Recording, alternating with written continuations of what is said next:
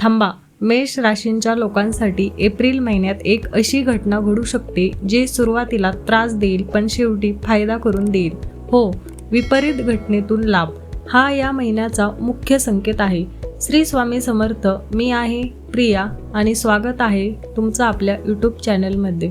जर तुमची रास मेष असेल तर हा व्हिडिओ शेवटपर्यंत नक्की पहा, कारण या महिन्यातील काही तारखा तुमच्यासाठी खूप महत्त्वाच्या आहेत.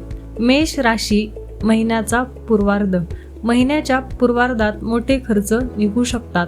घरातील काम, दुरुस्ती, औषधोपचार किंवा भावंडांची जबाबदारी. हो, या महिन्यात तुम्हाला भावंडांची जबाबदारी घ्यावी लागू शकते. मोठा भाऊ, लहान भाऊ, बहीण त्यांना तुमची गरज भासू शकते. राजकीय, सामाजिक तणाव. या महिन्यात राजकीय किंवा सामाजिक तणावाचे प्रसंग येऊ शकतात. याचा अर्थ वाद, चर्चा, मतभेद, गटबाजी. म्हणून कोणत्याही वादात जास्त गुंतू नका. विपरीत घटनेतून लाभ हा महिन्याचा सर्वात महत्त्वाचा भाग आहे. तुमच्यासोबत एखादी वाईट घटना घडेल जी सुरुवातीला वाईट वाटेल पण नंतर कळेल हेच माझ्यासाठी चांगलं होतं. उदाहरणार्थ, एखादी नोकरी मिळाली नाही पण त्यापेक्षा चांगली संधी मिळाली. एखादा व्यवहार झाला नाही पण नुकसान टळलं. महिन्याचा उत्तरार्ध. महिन्याच्या उत्तरार्धात विद्याव्यासंग म्हणजे शिक्षण, अभ्यास, नवीन कौशल्य शिकणे. स्टुडंट असाल तर हा काळ अभ्यासासाठी चांगला आहे. नवीन कोर्स, नवीन स्किल, नवीन ट्रेनिंग यातून पुढे फायदा होईल. आर्थिक स्थिती. आर्थिक प्राप्ती वाढेल पण विलंब होईल. अडचणी येतील, त्रास होईल, म्हणजे पैसे येतील पण उशिरा येतील, म्हणून संयम ठेवा. विशेष सल्ला.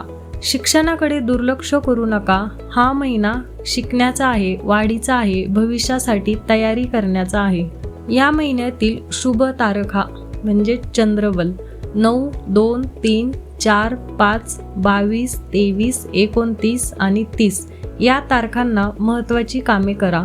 शेवटचा संदेश. मेष राशींच्या व्यक्तींनो, एप्रिल महिना तुम्हाला 2 गोष्टी देईल. सुरुवात थोडी कठीण पण शेवट फायदेशीर होईल.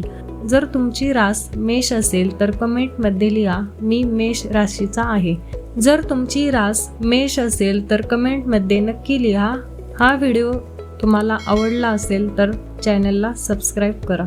तोपर्यंत श्री स्वामी समर्थ. मी मेष राशीचा आहे. तो